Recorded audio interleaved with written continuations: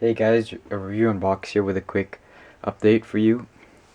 I've gotten a lot of comments on my VGA to HDMI video. As you can see here, VGA to HDMI. This does not work, so if you're planning on buying one of these, well, do not, because it doesn't work. Simply because they're not compatible with each other. But if you wanted to, you could have a DVI to HDMI port. This worked perfectly, and yeah, it's better than wasting your money on this. So yeah, go ahead and you can purchase this off eBay for about $2 if you wanted to. And this is DVI